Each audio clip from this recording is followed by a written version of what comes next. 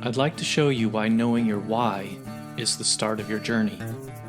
Without a strong why, it can be so difficult to reach your maximum potential. My name is Dr. Jason Balara, and every week I meet with real estate investors and mindset specialists that are taking action in order to build a life according to their own terms. We will break down what drives successful people and allows them to achieve at such a high level. If you are a professional wanting to break through, or simply someone that wants to hear an inspiring story, the Know Your Why podcast is made for you. Hi, everyone. I'm Jason Balara, and this is the Know Your Why podcast. Today, I am here with Jesse Futia. Jesse was a early guest on the podcast. I think it was number 5. So long ago now, it seems. But I am extremely excited to talk to you again, Jesse, to have you back on the podcast. So thank you for taking the time out today.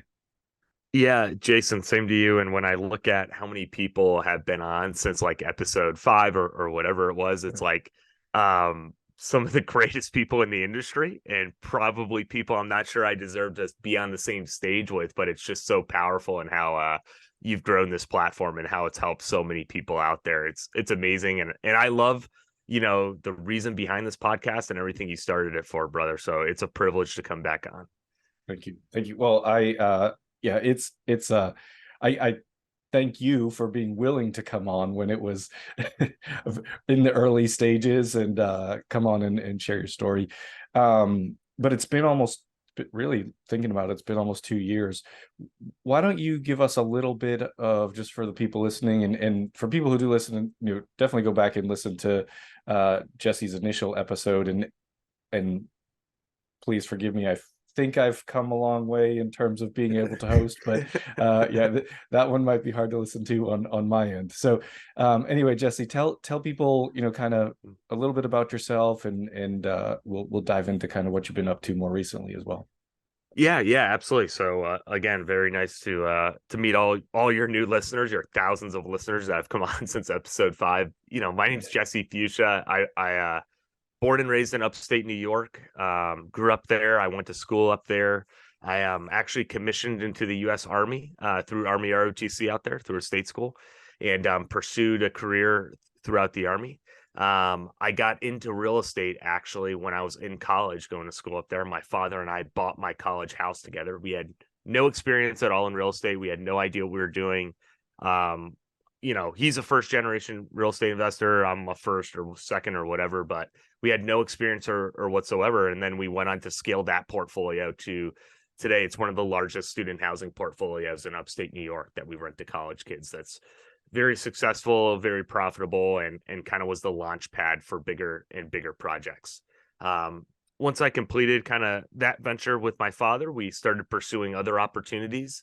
I found the world of syndication and how we could buy and do larger and larger projects. Since then, just last fall, I closed on a 150 unit self-storage facility right outside Spokane, Washington. We love storage. We love boat and RV storage specifically, which this one is, and all the amazing, great opportunities in that. And then just last month, I co-GP'd and closed on an 83 unit RV and mobile home park in South Georgia. We've got several other opportunities, coming here in the pipeline this year. Obviously, 2023 is, giving people a lot of, anxiety and whatnot, but we're just staying true to our values and, very conservative and waiting for the right opportunity, analyzing for the right opportunity, and how critical that is. But what we're really going to kind of dive into today and where my kind of LinkedIn journey, I think what's going to be so highly applicable to many of your listeners, Jason, and so many other people out there, is when I first made that pivot into syndication, probably 18 months ago, I started the journey. I would say I started researching it and whatnot.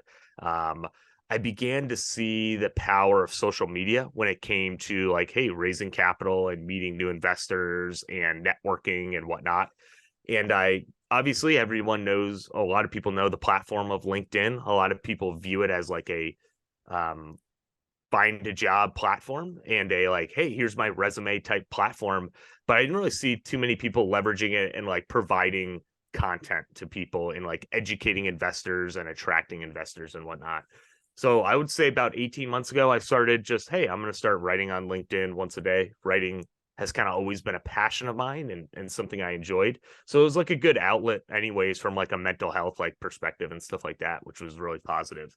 Um, no real like traction or anything like that in the beginning. I think I had like a couple hundred followers or something like 18 months ago. And slowly kept working at it, kept getting better. And then honestly, made the pivot probably like 6 months ago or 6 to 12 months ago, where I really kind of started gaining serious traction and went from, 1,000 to almost 10,000 followers on LinkedIn. And now my content gets viewed anywhere from 50 to 150,000 times a week. And I've attracted hundreds of investors. I've raised capital from LinkedIn.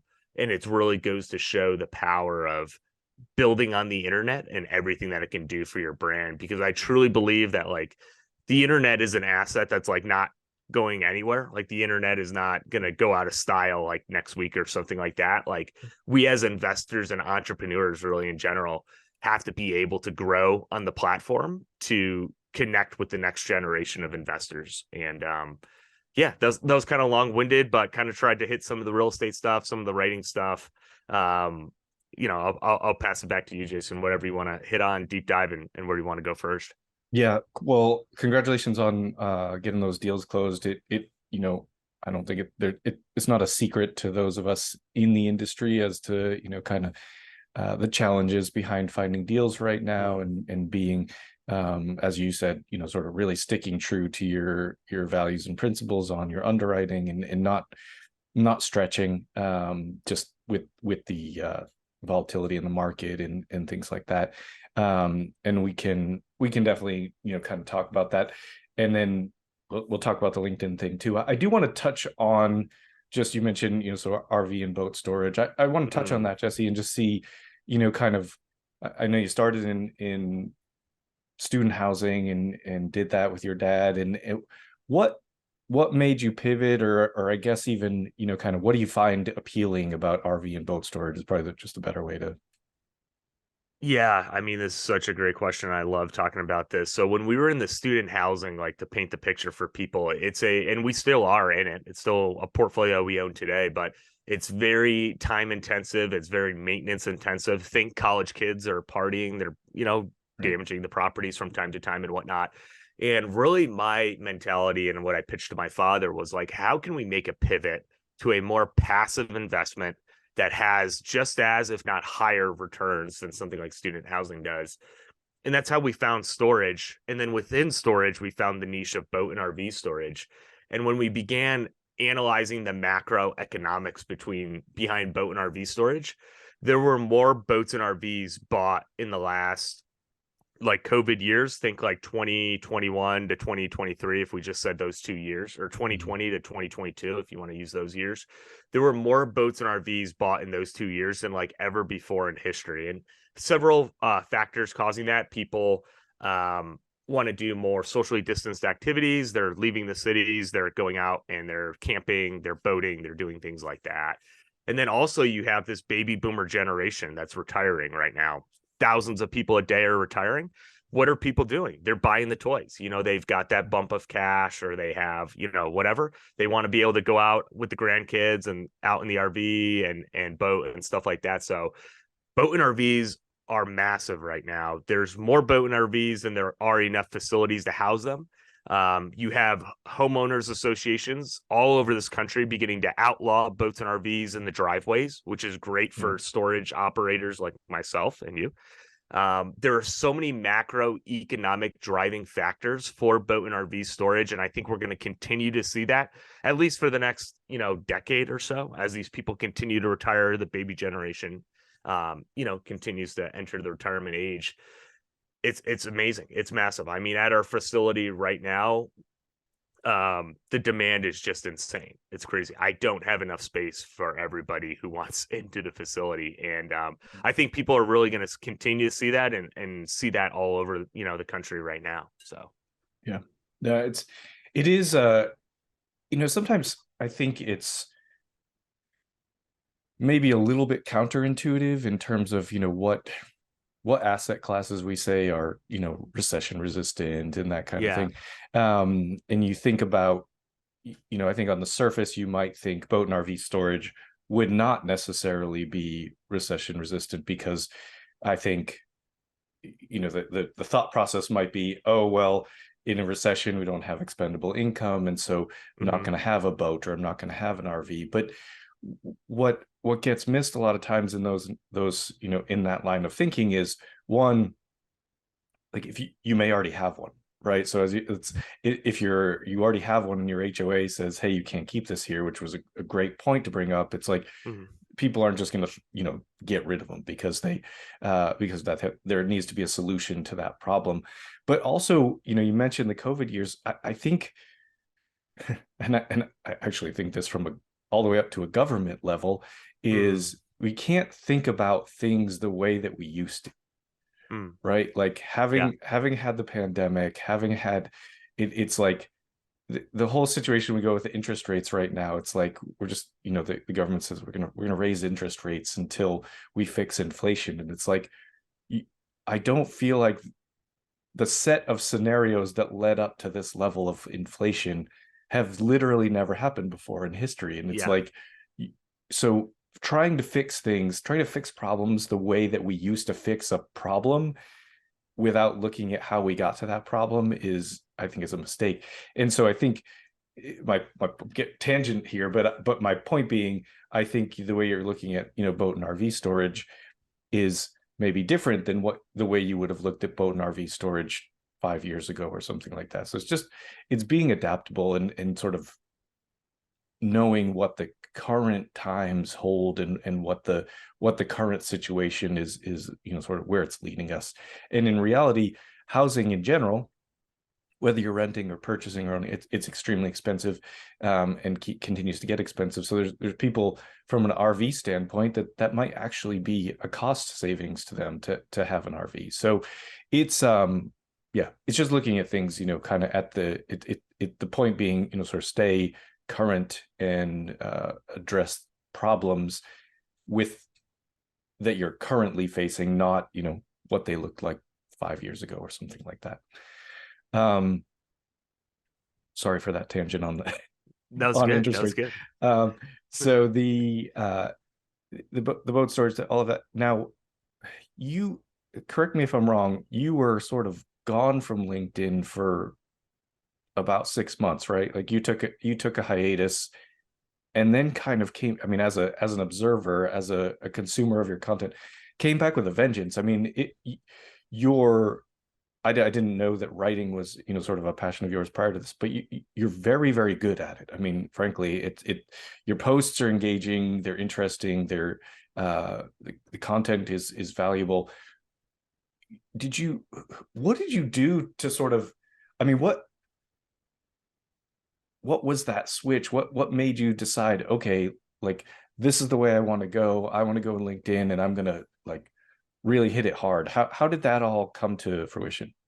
Yeah, and just to give even like bigger picture like value to like your listeners, because I'm sure there's people out there that are like, oh, I can't, write, or I can't write on social media or something like that. It's like, Mhm. I will raise my hand and tell everybody I was the worst writer in the world, like in college. When I think back to like high school, college, I hated like English class and stuff like that. And I was like the worst writer in the world. I was terrible. And I still consider myself today like mildly average compared to like some of my colleagues who were like literature majors in like college and stuff. Sure. But Yeah. um, I think when it came to why LinkedIn and like just developing my writing habits over the years, I began to fall in love with writing probably post college, when I started writing down my goals and like journaling more like every single day. And I was like, oh, this is actually super like therapeutic when I actually like want to do it and invest the time to do it and whatnot. So like that kind of planted the seed of like why I wanted to start writing more. And then when I found the platform of LinkedIn, I compare it almost to finding something like when I look at investing in mobile home parks, like there's like that stigma of like, hey, like nobody invests in trailer parks or something like that, or it's kind of like that niche type asset.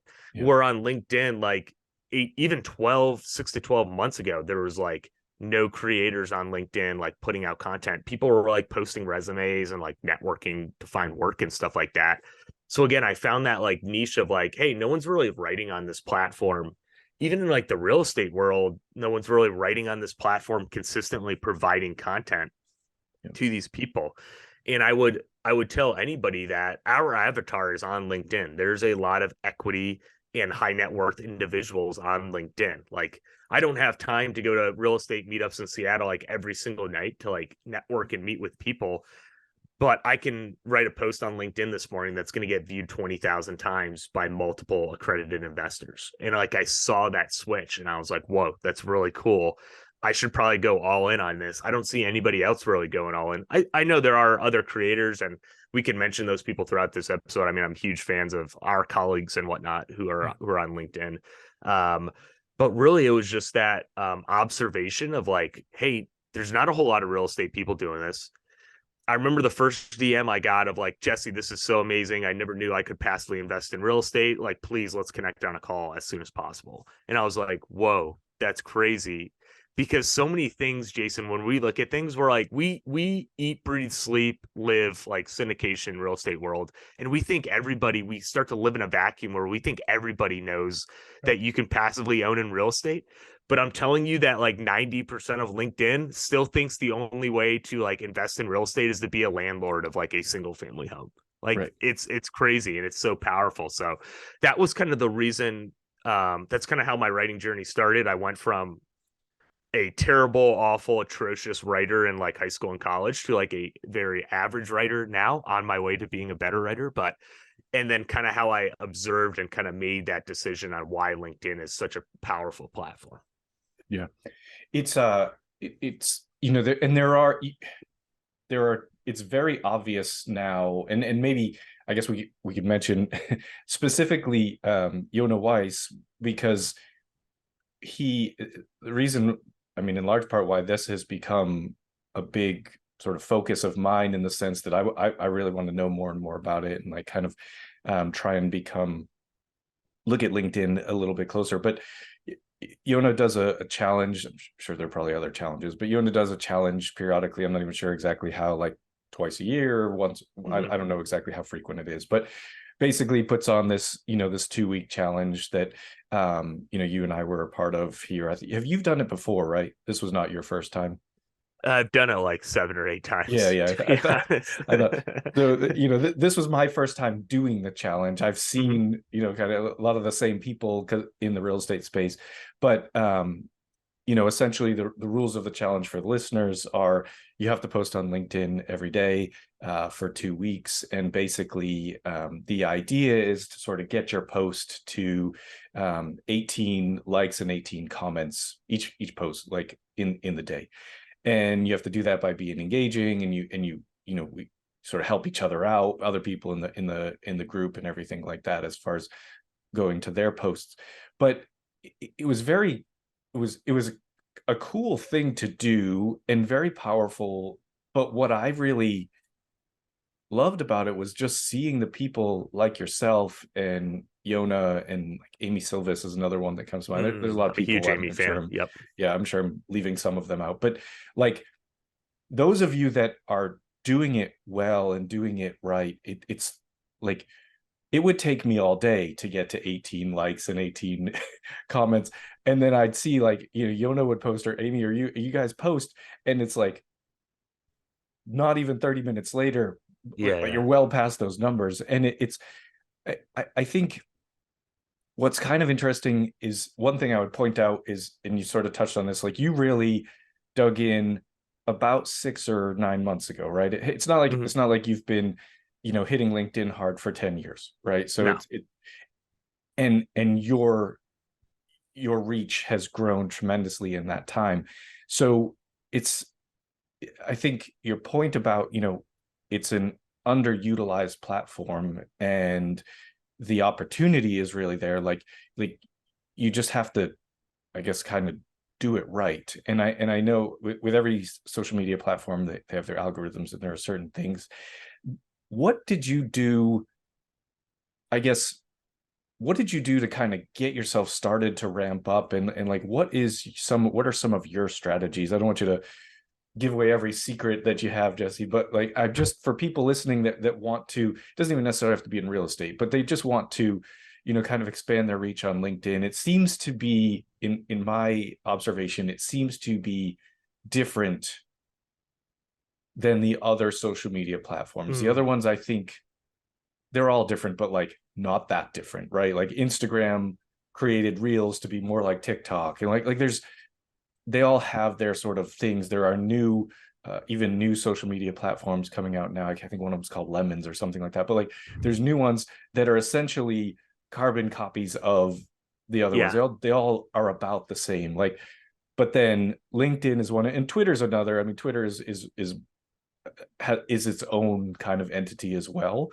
I don't know if you use Twitter a lot. I'm not. I don't use it a lot. But talk about kind of what it is about LinkedIn that what you use within LinkedIn to help grow that reach. So, I mean, quickly, you very quickly you did that.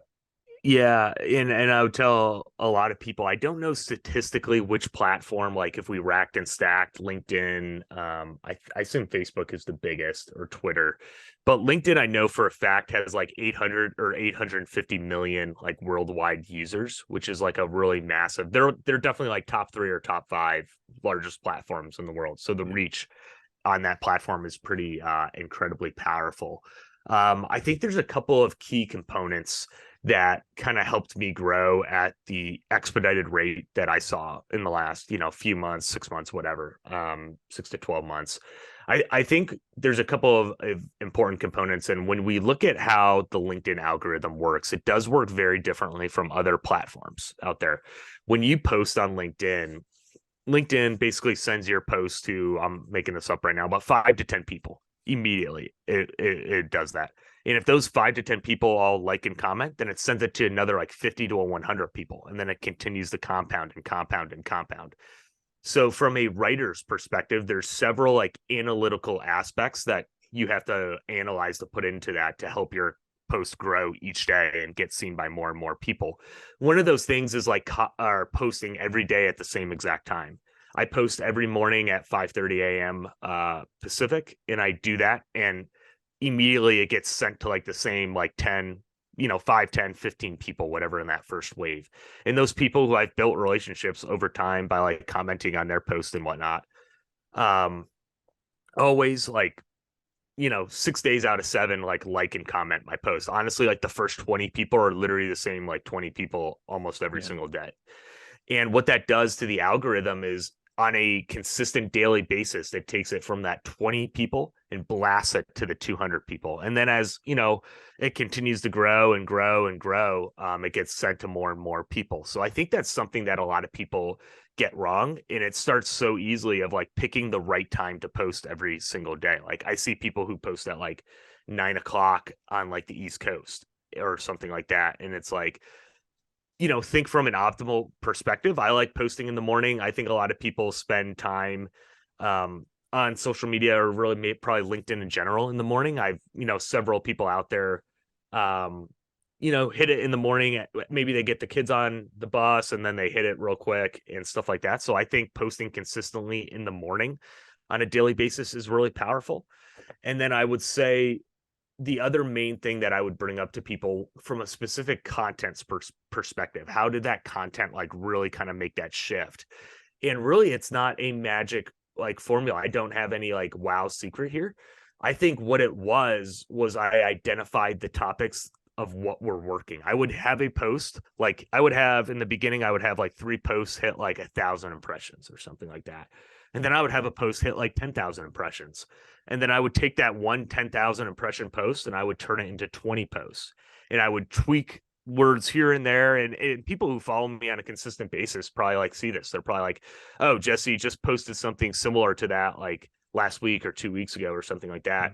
And it's because that original post got viewed 10, 20, 30, 50, maybe even 100,000 times. So I just took that original post and I lightly tweaked it, maybe changed up the hook, changed up a few words here and there, made it a different, post, put a different picture with it, and then sent it back out to my network to continue to grow. And continue to get viewed by more people. But those are kind of the two big things. Like the LinkedIn algorithm wants to see posting consistently. Like if I still take like a few days off here and there. If I take a few days off, like my impressions are down when I come back. And that's something I think a lot of people struggle with, is posting consistently. And that's probably the toughest battle when I think about it in general. Yeah. What are your thoughts on that? I'm curious. I do think, I mean, posting consistently, it is and it isn't, It's right? So it is hard to come up. I think the hard part is like coming up. Well, the theoretically hard part to me is to come up with enough content. But you just said something that I think you're going to say a lot of things in this that are valuable, and you have, but this one might be one of the most valuable things, in that you're saying you're looking at what posts do well and you're repurposing them. And I just recently went to a conference last week, and it was a real estate wealth building social media conference. Ryan Pineda put it on here in it was in Hollywood. So but there was a lot of the speakers were in regards to social media. And so one of the guys was talking, and he was really talking mainly about Instagram, but had a similar sentiment. He said that he will take the same reel, right? Like whatever. It wasn't even saying, he wasn't saying, I take the same video and put it on every platform and see which some people have mentioned that as a good strategy. But he said he'll take the same reel and he will change a few little things about it and put it out there 7 different times, right? Like 7 different iterations of the same video. So I think there's 2 things that hold people back. There's like, you say, post every day at 5:30, and probably a lot of people are going to go, well, I'm not up every day at 5:30, or I don't want to have to get up every day, whatever it is, like some excuse as to why they can't do that. And the other one is I don't have enough to say to post every day. And so the reality is those are all, kind of excuses or limiting beliefs or whatever you want to call them, because and I'm not saying this like, oh, you guys listening are stupid. I've had the same things. I've said the same things to myself, but the reality is like, that's why I wanted to talk to you about that. That's why I think that comment is so valuable that you just said, and what this guy said at the conference, so valuable, because it's like I think, at least for me, like my thought process in a lot of ways was I need to come out with a new piece of content that's super amazing and cool every single day. And I'm like, I'm not amazing and cool every day. Like that just doesn't happen. Like, so how do I do that? And so I think, if you look at the great content creators and like what you guys are doing on LinkedIn and people like Gary V and stuff like that, like everybody's just like, just post, like, and Gary V always says, not, don't create, document. So it's literally just like, he's got a camera following him around all the time. And it's like, most of us don't have that, but like, if you truly want to create content and you want to do it for a specific reason, it's actually like getting past those roadblocks isn't that hard. Like you can repurpose the same content over and over again. There are automations that can help you post your posts it's like, if you want to sleep in, you can still have a post go at 5:30 in the morning. Like that's not, it's not like an impossibility. Like we just have to leverage technology. That's my, I guess, long-winded answer to your question. I do think there are challenges to it, but they're not that hard to overcome. Like it's just getting past like, I've made all these excuses, and the reality is I just need to do it.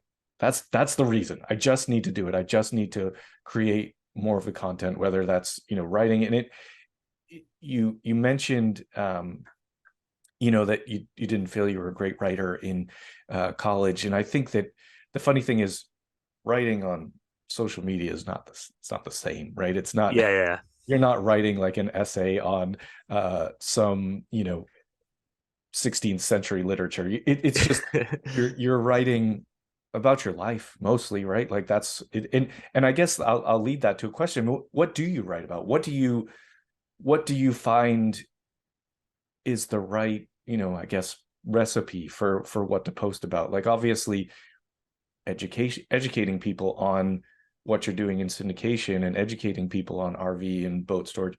But like it's not just that, right? Like if you just only posted like here are the statistics on RV and boat storage investing, like that doesn't it doesn't engage people like repeatedly. So what's your strategy, or what's your thought process on like what to write about? Yeah, and just before I hop into that, the whole 5:30 a.m. thing, like you and I are both West Coast, so I'm up at 5:30 anyways because I'm finishing up in the Army here in the next year, but I thought I could hit all time zones, like being awake at that time and posting if it's 8:30 on the East Coast. So I would tell anybody, like, don't let the 5:30 intimidate you. It can just be, I always tell people, like, sometime around 7:30 to 8:30 local time is like a good time to post, where I think there's a lot of traction. But just to throw that out there quick. Um, but I think when it comes to what to post about specifically, and just to help people really quick overcome the limiting belief of Jesse, and I get it so many times, and you already nailed it, Jesse. I don't know what to write about. Like I can write one post a week, and that's probably it. But I will tell you right now that if you have done a deal, let's just say you have done a deal, I could take 100 posts about that single deal and write out 100 posts for it. And you're like, how could I do that? You're like, there's so much content in that post. Think of like structuring the debt, how you got the cash, how you did the due diligence, the day you closed, the day you transitioned when the earnest money went hard.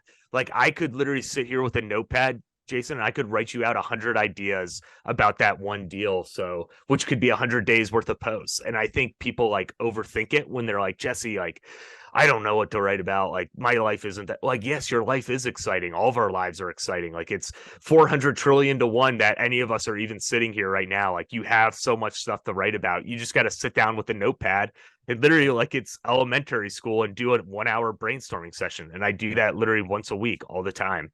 Um, when it comes to like specifically the content and what to post, some of the things that do really, really well on LinkedIn is what I call the transformation style post. And for me, I use the mentality of like, hey, broke college kid to 7-figure real estate investor. Like those types of transformations are really, they do really well. And I think you can educate people through them. You can show people like, hey, anybody can do this and whatnot. But I think taking people almost through that hero's journey of walking them through like, hey, here was the conflict in college. I had no financial literacy. I literally had no idea what to do. I wasn't a finance major or anything like that, And then, hey, I found the world of real estate. I slowly began investing, and then now at the age of 27, I'm financially free. Taking people through that transformation is incredibly, incredibly powerful. And you don't have to be, and I don't want people to think you don't have to be, dirt poor or like living on the street and now a millionaire to write that post. You can just be like, hey, I found my first deal. I went from active income to building $1,000 of passive income a month through real estate or something along those lines. It doesn't have to be a massive transformation. Other transformations that I think of are like health transformations, like if it's physical health or mental health, and how I went from where I was at to where I am now. I think there's so many powerful ways to get after that sentiment and to educate people that do really well. So I would tell anybody that's listening right now, sit down with a notepad, look at an opportunity or a deal, or it could be really whatever, some type of transformation that you went through in your life, and just start bulleting things out, this idea, this idea, this idea, this idea. And then you can take each individual one and turn that into a post. And then the last thing that I would kind of captivate here, really what I think does really well on LinkedIn from a content style, is that piece of short form. Like I think when I write a post, I'm like, how fast can I take people from the top to the bottom and get them to engage? Like my posts sometimes take me 30 seconds to write. They're really short stuff, and I want people to be able to read them in 15, 20 seconds and then be ready to engage. Like, you got to think like the busy mom, the busy dad out there, like they're rushing to work, or maybe they're doing some admin, they got LinkedIn open with their email open before they start the day or something. I want them to be able to read the content, get through it as fast as possible, and then engage as soon as possible and move them on. So I know that was a lot there, but that's kind of just some ideas of kind of what I like writing about and what I see do really well. Yeah, no, I think those are great pieces of advice. And it's I like your point about, everybody does have something interesting to, their lives are interesting, exciting, and the thing is like, this is why, like, I mean, why do people watch why did reality TV get so big? Because people are interested in just other people's lives. Like, it started out as like, simple stuff. I mean, it got so reality TV is sometimes not really reality, but like, the idea is that people just like to know what other people are doing. And it's I've had guests come on here and they're like, well, what do I, they don't know what they bring to the like why am I on this podcast? Like, what's my what do you want to, what specific topic do you want me to talk about? What can I share with your audience? And I was like, the specific topic, I'm always like, the specific topic is you're it. Like, no one else can come on this podcast and be Jesse Futia or whatever, whoever the guest is. Like, no one else can come on here and be you. So just talk about you. And I would say it's fairly similar, like, from a social media standpoint. It's like, your social media page is not you, and there are going to be people that don't like you, and that's okay. There are going to be people in real life that don't like you. But the reality is there's that's probably going to be the minority, right? Like, there are some very controversial people on social media that have huge followings. So it's like, you're just posting about your life. Like, people are going to be interested and you provide them some value and engage with them. It's that's going to go a long way. I just think it's, and I say these things like I know what I'm talking about, and I feel like I don't know what I'm talking about at all when it comes to social media, but I am really trying to learn and have, that's why we're talking about this today. That's why I'm doing a ton of sort of research and talking to other people that use the platforms, use them well, use them advantageously, and it's so I think it's just really cool to see. And I mean, frankly, like, I enjoy your content. I enjoy reading your posts. I think they are very interesting, engaging. And so it's like, it's not just, I'm not just on LinkedIn to see resumes, as you sort of brought up early on. So I think it's cool. I think I love seeing what you're doing. Jesse, I know I've asked you the questions the first time you were on, but maybe some of these things have changed. So let me go ahead and get to ask you the questions that I ask every guest. And the first one, of course, is based on the name of the show. But what is your why? And maybe it's changed since the last time we talked.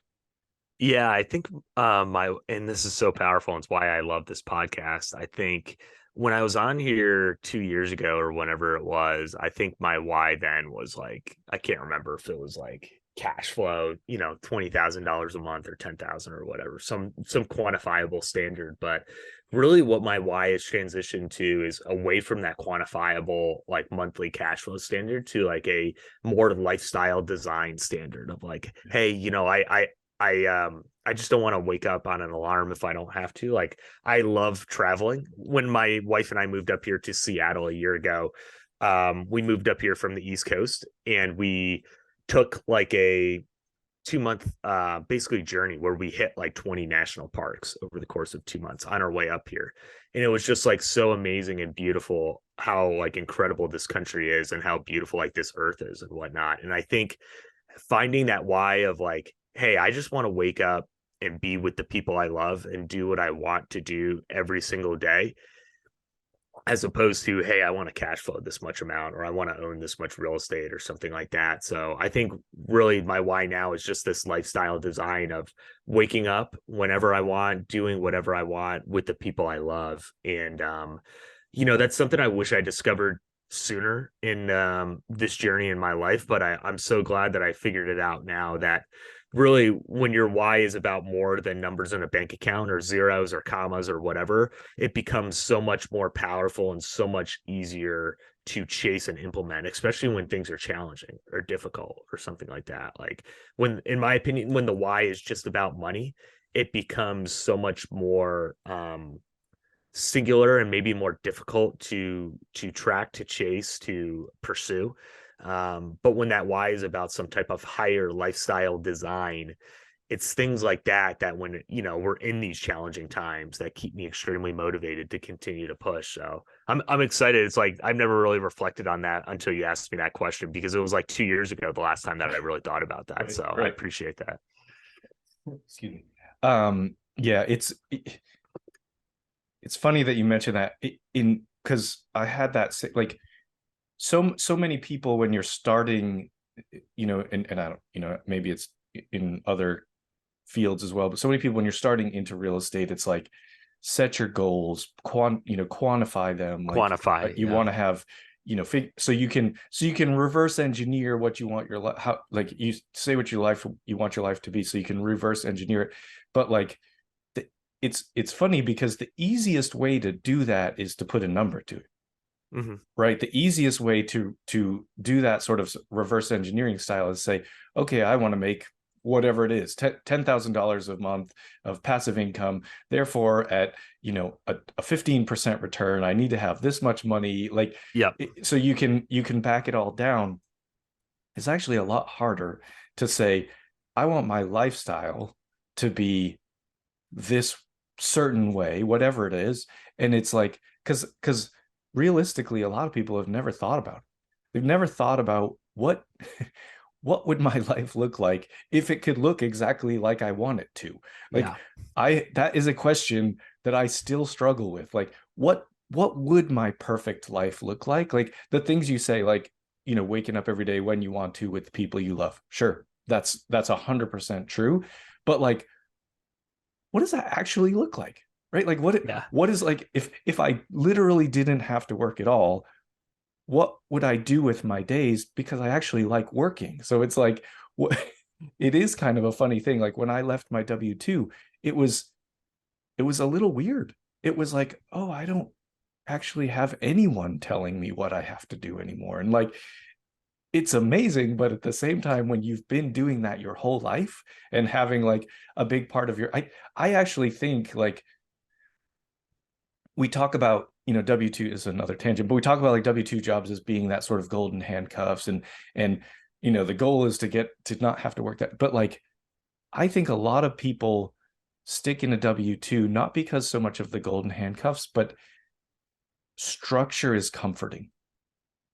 Mm-hmm. Right? Like, structure is comforting to a lot of people, and to have that structure created for you somehow is almost like reassuring, even though, maybe we're fooling ourselves that those W2s are safe. I recognize, but I do think that structure put in place by someone else, structure in general, I think is comforting. Like, nobody wants to live in chaos, but I think when you have that put in place for you, some people, it's almost like you need it, or you don't necessarily need it, but it's what you're used to. So I think that there's it's a lot of times just bigger than money. Like, all of it's bigger than money. You just talked about your why. It's bigger than money, but it's just something that I feel like I sort of came to that realization when I left W2, and I was kind of like, it took me time to be comfortable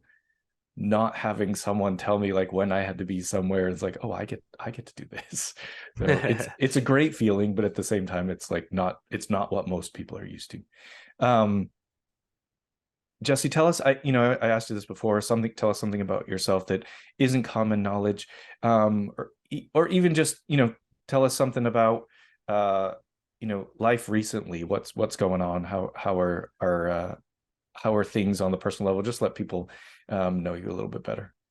Yeah, I think on a personal level, things are going, better than I could ever have imagined. I think that there's a couple of reasons why I think that's kind of happened. It's really because I've shifted my mindset from from this scarce style of thinking of like, I think a lot of people came into 2023 and there's so much like anxiety on people's minds. That might be the best word for it, on a daily basis when it comes to, layoffs are increasing, unemployment, the jobs, real estate, values, returns and whatnot.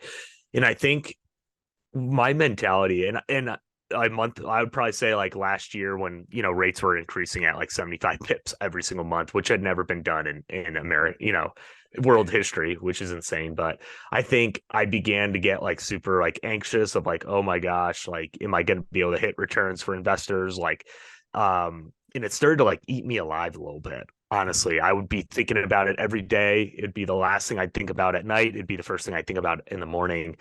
And then slowly I just kind of made this pivot probably earlier this year, maybe like 90 days ago or so, where it was like, we found really good deals. We analyzed really good deals. We're still getting great returns for our investors. Nothing is ever going to go 100% to plan. Okay. Nobody knew we would be in this situation and whatnot, but we have a great group of investors who, love everything that we're doing and believe in us and whatnot. And when I finally made that mindset shift of like, hey, everything's going to be okay. Everything is going to be okay. Like we found phenomenal deals that are performing really well. I think what I did was I made that shift of like, I can't control what Jay Powell thinks and what he does. Jay Powell says one sentence and the market swings like 500 bips in either way. It's insane, incredible power that for one man to have, in my opinion. So I just said, I became, and one other thing, I became so obsessed. And I know this past week, I was like, again, not a good habit, but every time a piece of inflation data would come out, I'd read like 10 different articles on it and get 10 different perspectives on it. And I was doing that like every single week. And when I finally stopped doing that and stopped caring so much, things became so much more peaceful for me. And it's just like, listen, man, this is a cycle. It happens. Like the government printed trillions of dollars and flooded the system, like, and kept interest rates at zero for so long. Like there's nothing I can't control, like what happens into that. What I can control though is how we're doing due diligence, how we're underwriting these deals. Are we predicting something insane like 7% rent growth year on year? Or are we predicting, 2% rent growth or 1.5% rent growth to incur for other things and stuff like that? We were the guys last year underwriting for, 1 to 2% rent growth each year, which is why, we're conservative and why we're still helping investors today get those returns. So, I think it's something that every entrepreneur and every investor deals with when we go into these cycles, Jason. But I think when I finally made that mindset shift, I became so much more peaceful and happy, which has been really powerful for kind of some of my personal perspective here over the last month. So, yeah, I completely agree. I think I too, sort of obsessed with it, and I've talked about it on the podcast, and I got caught in a deal as those interest rates were shooting up, 75 bips every month, and that deal fell through. Had a big loss, financially, because of that, on that earnest money deposit. And so, I spent like months in that sort of, darkness of, oh man, it's all falling apart. The wheels have come off. And, but the reality is that, as you said, like, the market goes through cycles. Do I wish, I don't know, a few years ago, people were able to provide their investors with, 30-40% IRR because that's what the market was doing. And now we're not going to hit 30 and 40%. Like that's just not going to happen anymore. But we're still providing better returns in real estate than a loss of 20-30% in your stock portfolio, or even just the money being eaten up by inflation that's just sitting in your bank account. Like there's so many, we're still providing great opportunities even despite kind of what's going on. And so it's kind of like you have to change, as you said, like change your mindset, put it in a new perspective as to what are we doing. And we stick to the conservative underwriting, we stick to our values. We're we're not going to do a lot of deals right now unless Mhm. prices come down or rates come down or whatever. There's going to be some things have to shift. So it is just adapting and getting comfortable. I was listening to a podcast the other day with Layla Hermosi, and I think she puts out a lot of really great business content. But she was just talking about how much of the anxiety of CEOs and entrepreneurs and things like that can be eliminated just by realizing that every problem that happens does not have to have a solution.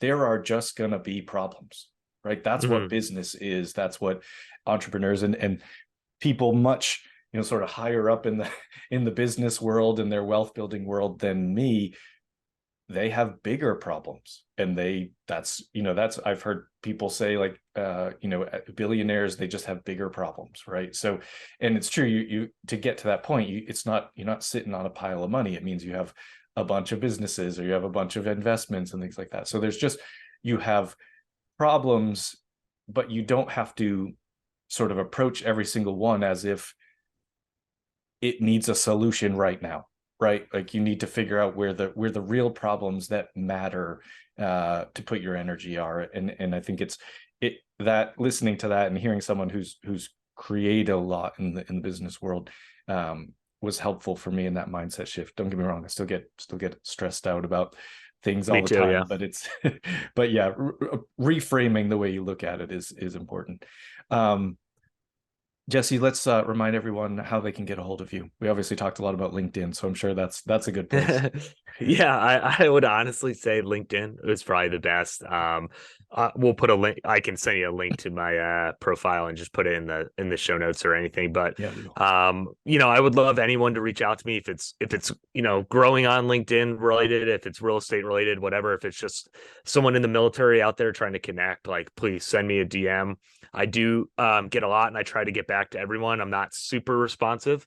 I'm working on it, but send me a DM, tell me you heard me on this podcast or whatever, and I'll hit you back and help you in any way I can.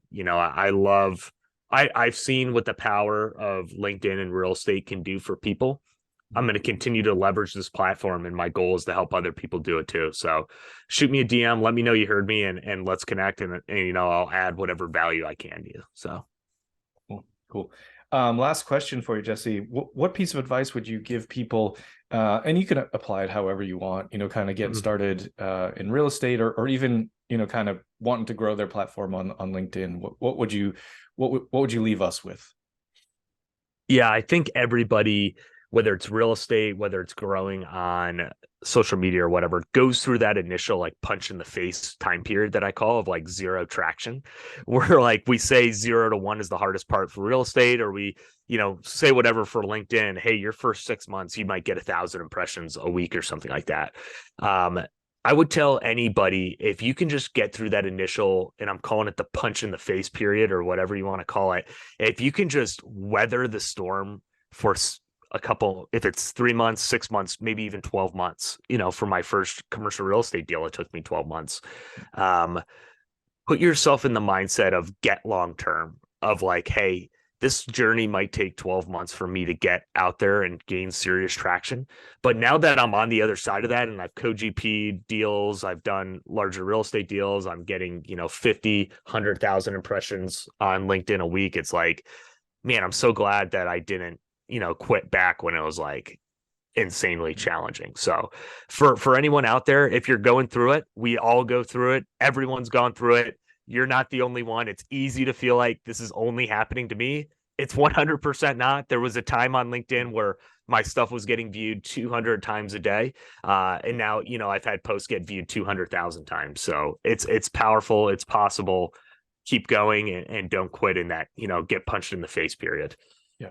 And it is, I can attest to having known you now for these 2 years. Like, I've seen it. I've seen your explosion on LinkedIn, and say explosion. It was work. You put in work over time, but it wasn't, you weren't at that level in the beginning, and you put in a lot to get there. So, Yeah, I think you're right. Yeah, that punch in the face period can apply to a lot of situations. Well, Jesse, thanks for coming on today. Thanks for coming back to the show. It's always a pleasure to talk to you and kind of pick your brain on what you're up to. And thank you for all that you shared. I think people can listen to this and get a ton of really valuable advice on using LinkedIn and kind of what works and how they can grow their platform as well. Yeah, Jason, I hit it I hit it in the beginning when I look at, by the way, what's like the latest number episode you're on? I don't even know off the top of my head. We're at about, I don't even know off the top of my head. We're 190 something. We have, 190. We're over 200 recorded. Yeah. So Yeah. I actually have something, I mean, this will come out after that, but we have something of a really special one that I'm super excited about for 200. But yeah, we're over, when this comes out, this is probably going to be like, if I had to guess, somewhere around 210.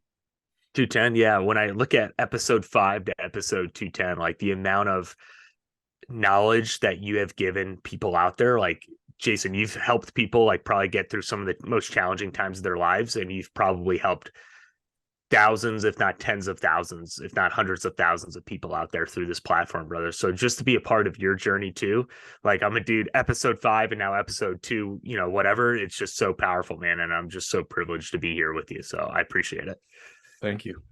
I really appreciate it. And I hope you're right. I hope that it has helped people. I mean, that was the whole point. So I do hope that it has helped people, and people have, I feel very, very fortunate to have had the guests that I have had, yourself included. I don't look at, a lot of times people say, oh, you've had, big name. Yeah. And I guess, yes, we've had some big names on there, but I honestly don't look at it as if like one guest excuse me, is more important than another guest. I think everybody just has their own story to tell, and some people's stories are longer or louder than others, and that's it. It's just it's